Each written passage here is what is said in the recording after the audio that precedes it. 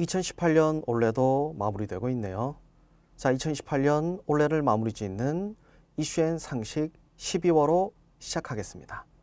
자, 이달의 기획 특집은 2018년 한 해 시사를 총 정리하면서 논술과 면접을 대입해보는 시간을 갖도록 하겠습니다. 먼저 첫 번째 주제는 바로 인종차별과 난민입니다.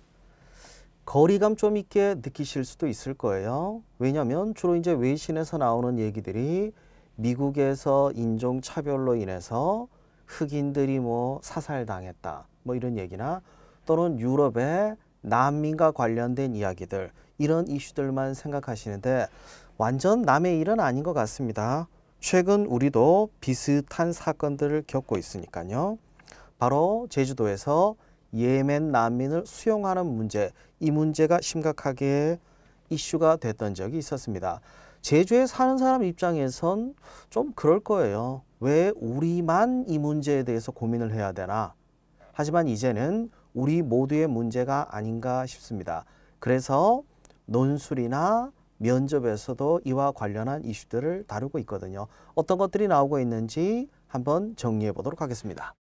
먼저 대입에서 나왔던 문제들입니다. 2018학년도 카톨릭 대학교에선 인종차별 자체에 대한 개념을 물었던 적이 있습니다. 사실 참 어려웠던 게 실제로 여기에 대해서 별도로 연구해 보지는 않았었죠. 하지만 전공과 직접적으로 연관된 분야일 수는 있죠. 충분히 준비를 했었어야 되지 않을까라는 생각이 듭니다.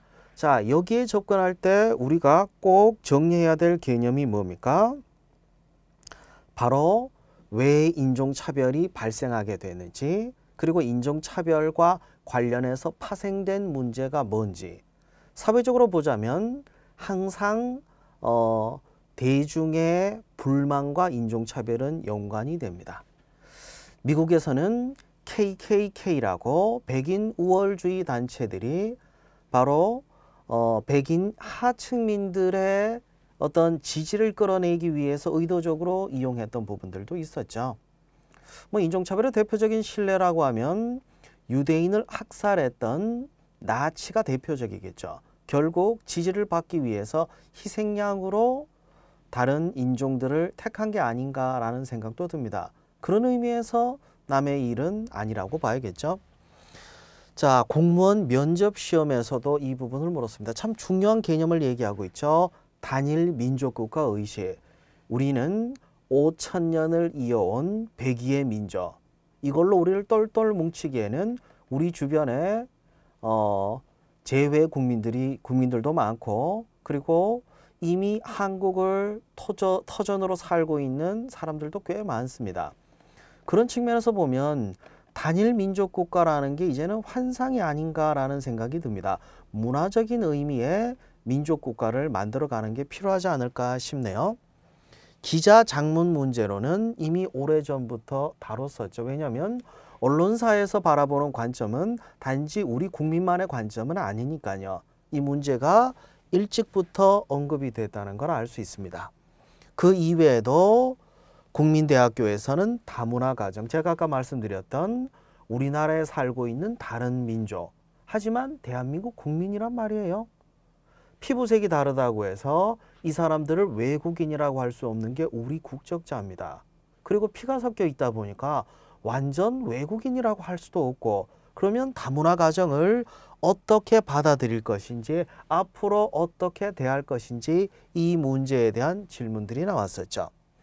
한림대학교에선 국내 거주하고 있는 외국인과 관련한 사회적 문제, 그 문제의 본질을 이야기하고 있습니다. 그 본질이 바로 연결되어 있는 것들이죠.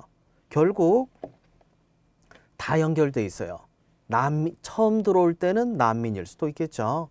근데 그들이 국내에서 살고 있으면서 인종차별을 겪기도 하고, 누가 가해자인지 누가 피해자인지 여기에 한정된 문제는 아닌 것 같습니다.